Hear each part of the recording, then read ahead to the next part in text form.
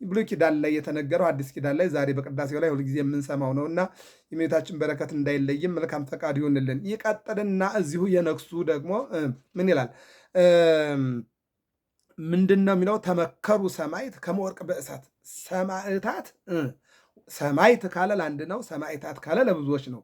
ሰማዕታት አንድም ሰማዕት በእሳት አው ተመከሩ፣ ተፈተኑ፣ አለፉ። አው ይልቁንም ጽናትን አገኙ ይልና ተወክፎም መድኃኒነ ከመ ጽንሐ መሥዋዕት በእሳት ተፈትነው አልፈው ከመጽንሐ መሥዋዕት እንደ ጽና ዕጣን ይልቁንም ደግሞ እንደ መሥዋዕት ተቀበላቸው። ተወከፈኒ ጸሎቴ ከመ ዕጣን በቅድሜከ ልበ አምላክ ዳዊት ጸሎቴን እንደ ዕጣን ተቀበለኝ እንዳለው ተወክፎሙ መድኃኒነ ከመ ጽንሐ መሥዋዕት በ9 ሰዓት በ12 ሰዓት እንደሚቀርብ መሥዋዕት እግዚአብሔር አምላክ ተቀበላቸው ይላል። በእውነት እግዚአብሔር አምላክ የጸሎታችን የጊዜያችን የተለያዩ መሥዋዕታችን እንዲቀበለን የአምላካችን እግዚአብሔር መልካም ፈቃዱ ይሆንልን። ይህ ነው የምናገረው። ሌላው ግርጋሪ በሚባለው ላይ እንዲህ ይላል። ከመጸበል ዘነፋስ ዘርው ወደ ብሬ ድራስ እንደ ትቢያ ወይም እንደ ገበሬ ገለባ ወይም እንደደረቀ ሳር እንደተበጣጠሰ በይድራስ ተራራ ዘሩት ወይም እንደ ገበሬ ዘር በይድራስ ተራራ ዘሩት ይለለው። ወገርው ውስተ አዘቅት ይቡስ ይልቁንም ደግሞ በተራራ ከዘሩት በኋላ በጥንጫና በጥንጫ በጉድጓድ መካከል ላይ እስከ አንገቱ ቀብረው ወገሩት ይላል። ክርስትና እንደዚህ ነው። ዕብራውያን 11 ላይ የወገሩት አለ በድንጋይ ያቃጠሉት አለ በእሳት በፈላ ውሃ የቀቀሉት አለ፣ በመርዝ ያጠጡት አለ፣ በጅራፍ የገረፉት አለ፣ በዱላ የደበደቡት አለ። እነዚህ ሁሉ ግን አለፉ ይላል። እግዚአብሔር አምላክ ማለፊያውን ለሁላችን እንዲሰጠን መልካም ፈቃዱ ይሆንልን። ወገሩ ውስተ አዘቅት ይቡስ ይላል። አዎ እነሆ በጉድጓድ ውስጥ ወገሩት። ይህን ስንል ትዝ የሚለን ኤርምያስ ነው። ኤርምያስ ነቢየ እግዚአብሔር ነው። ከአራቱ አበይት ነቢያት አንዱ ነው። እግዚአብሔርን በማምለኩና ይልቁንም ደግሞ ገና ከእናቱ ማኅፀን ሳለ ቀደስኩከ እምከርሰ እምከ ከመ ትኩን መምህረ ለአሕዛብ የአሕዛብ መምህር እንድትሆን እመርጫለሁ የተባለው የአሕዛብ መምህር ይልቁንም ደግሞ ባቢሎን ወርዶ 70 ዓመት ሙሉ እስራኤላውያንን ያጽናና መምህር ነው ነቢየ እግዚአብሔር ቅዱስ ኤርምያስ። እጅና እግሩን አስረው ወደ ጉድጓድ ሲጥሉት ኢትዮጵያዊ አቤሜሌክ በገመድ ጎትቶ ሲያወጣው እናያለን። የኢትዮጵያውያን ታሪክ እንደዚህ ነው። ወደ ገደል የወደቁትን ማውጣት ነው። የተራቡትን ማብላት ነው። የተጠሙትን ማጠጣት ነው። የታረዙትን ማልበስ ነው። ላዘኑት ማዘን ነው። ለተጎዱት ማጽናናት ነው። የኢትዮጵያ ታሪክ ነው።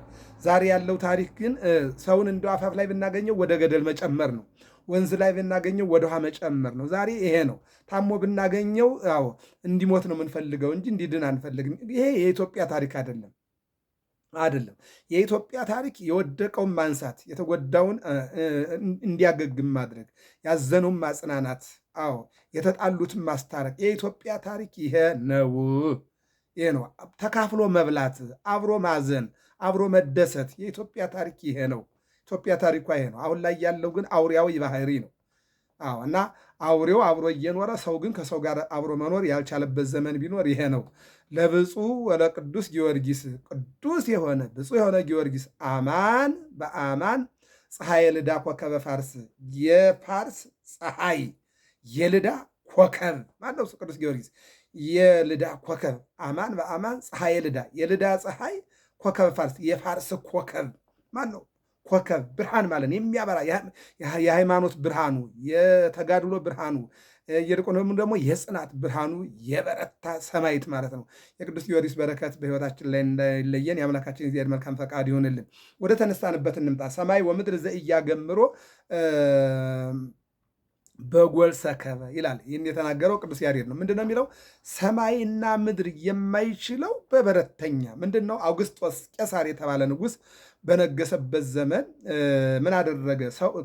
ወፃ ትእዛዝ እምኀበ አውግስጦስ ቄሳር ከመ ይጻፍ ኩሉ ዓለሙ በሙሉ እንዲቆጠር ትእዛዝ ወጣ ይላል። ወንዱን፣ ሴቱን፣ ሕፃኑን፣ ወጣቱን፣ ሽማግሌውን ለይቶ ለማወቅ ይቆጠሩ ነበርና የቆጠራ አዋጅ ወጣ። በዚህን ጊዜ ዮሴፍና እመቤታችን ሊቆጠሩ ወጡ ይላል። ሊቆጠሩ ሲወጡ የመውለጃ ሰዓቷ ደርሶ ነበርና አረጋዊ ዮሴፍ፣ ጻድቅ ዮሴፍ የምወልድበት ጊዜ ዛሬ ነውና እስቲ ቦታ ፈልግልኝ አለችው። ዮሴፍ መረጃ የለውም የት እንደምትወልድ ማንን እንደምትወልድ በተለያየ ነገር ቢነገረውም ግን ፍጹም አላመነ እያይመራ ዮሴፍ እስከ አመ ወለደት ወልደ ዘበኩራ ያላት ባለ ወንጌላዊው ማቴዎስ ስለዚህ ነው አላወቃትም ይላል። አንድ አምላክን መጸነሷን አላወቅም፣ ሁለት ደግሞ የእመቤታችን ማንነትም አላወቅም። ለምን ትለዋወጥበት ነበር በየደቂቃውና እስከምትወልድ ድረስ ይጠብቅ ነበረ ይላል። ምክንያቱም ጠባቂ ነው የተሾመው እሱ የሚለውን ይተረጉማል ማለት ነው። እና የሚገርመው ነገር እሷ ግን መጽሐፍ ታነብ ነበረ። ትንቢተ ዕንባቆም ላይ በማእከለ ክልኤ እንስሳ ርኢኩከ፣ በእንስሳ መካከል አየሁህ፣ በአህያና በላም በዮሴፍና በሰሎሜ በመላእክትና በእረኞች በብሉይ ኪዳንና በሐዲስ ኪዳን አየሁ። የት? ቤተልሔም በከብቶች ግርግም አየሁ። ቤተልሔም ሳይህ በዮሴፍና በሰሎሜ፣ ቀራንዮ ሳይህ ደግሞ በዮሴፍና በኒቆዲሞስ፣ ቤተልሔም ሳይህ እነሆ በመላእክትና በእረኞች፣ ቀራንዮ ላይ ሳይህ ደግሞ በጥጦስና በዳክርስ በወንበዴዎች መካከል አየሁ ይላል። ቤተልሔም ሳይህ እመቤታችን ድንግል ማርያም ታቀፋ፣ ቀራንዮ ላይ ሳይህ ደግሞ ኒቆዲሞስ ሲገንዛ ያለውኝ ይላል። ይህን የሚመለከተው በአጭሩ ይህንን ታቅ ነበር እሷና አስተሟቅህ ወስተንፋሳ ወላይም አህያ ጋጡን በሬም በረቱን አወቀ፣ እስራኤል ግን አላወቀም የሚል ወንጌል አለና ያን ሁሉ ታቅብ ስለነበረ እስቲ መውለጃ ሰዓት ነውና ቦታ ፈልጋለችው። ዘወር ብሎ ሲመለከት የከብቶች ግርግም አየ። እስራኤላውያን ሶስት አይነት የከብት ማረፊያ ነበራቸው። አንደኛው ዋሻ ውስጥ ዋሻውን ፈልፍለው ከብቶቻቸውን ያረቡ ነበረ። ሁለተኛው ደግሞ የእንጨት አጥራጥረው ሜዳ ላይ ከብቶቻቸውን ያሳድሩ ነበር። ሶስተኛው ቤት ሰርተው የሰቀላ ቤት ሰርተው ከብቶቻቸውን ያሳድሩ ነበርና ይሄኛው በረት ነው። የጉድጓድ በረት ነው። ይህንን ዮሴፍ ላንቺ አይመጥንሽም እንጂ እንዲህ አይነት በረት ጎል አለ። ጎል አግመረከ በረት ተሸከመህ የሚል ይህን ነው። በረት አለ ላንቺ ግን አይሆንም ሲላት አይ የኔ ነው አለች። ታውቃለች በትንቢት ያንን ስለምታውቀው እሱ ነው መውለጃ ያለችና ወደ በረቱ ገባች። የሚገርመው ነገር ልትቆጠር ስትሄድ እንግዲህ 9 ወር ከ5 ቀን እርጉዝ ናት። ከኋላ ያለው ሰው ለመቅደም ይገፋታል፣ ከፊት ያለው ሰው ደግሞ ቦታ ይይዝባታል። እየተጨናነቀች ባለችበት ሰዓት ላይ መቼም እንግዲህ ማን ያርዳ የነበረ ማን ያውራ የቀበረ ነውና ይህን የሚያውቁት ሴቶች እናቶቻችን ናቸው። የተረገዘበት ወቅት ይልቁት መውለጃ ሰዓት ላይ እንዴት ጊዜ እንደሚጠብ መከራ እንደሚበዛ እነሱ ናቸው የሚያውቁት። መመስከር የሚችሉ እነሱ ናቸው። በአጭሩ አሁን እሷ ወደ በረት ስትገባ እንስሳት በረት ለቀቁላት። አየው የሰው ልጆች መንገድም አልለቀቁላትም፣ እንደገና ደግሞ አላጽናኗትም። እንስሳቱ ግን ወደ በረት ስትገባ ቦታ ለቀቁላት። ይህ ብቻ አይደለም፣ በበረት ስትወልደው በስትንፋሳቸው ብርድ አስወግደውላታል የሚለውን ተረጉመን መላእክት ከሰማይ ወርደው ምስጋና ቀረቡ፣ እረኞች ከጫካ መጥተው ከመላእክት ጋር አብረው ዘመሩ። ይህንን ነው ምን ይላል?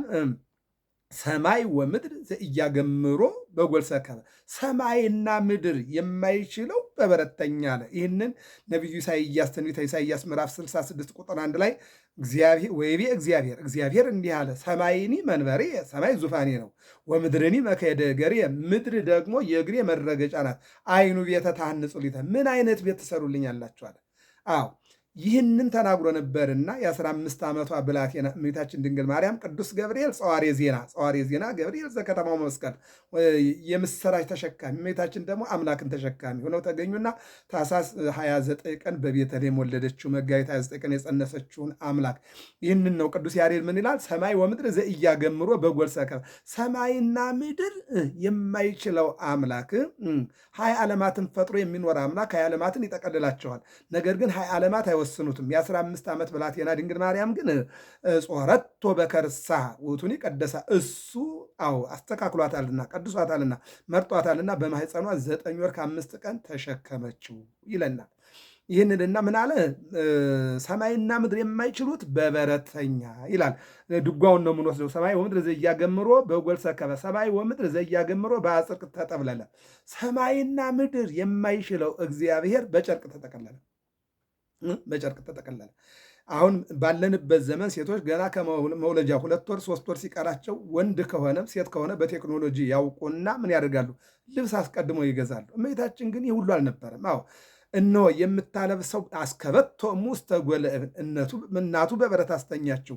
ከደነቶሙ ቆጽለ በለስም እናቱ ቅጠል አለበሰችው፣ በለሶን የተባለ ቅጠል አለበሰችው ይላል።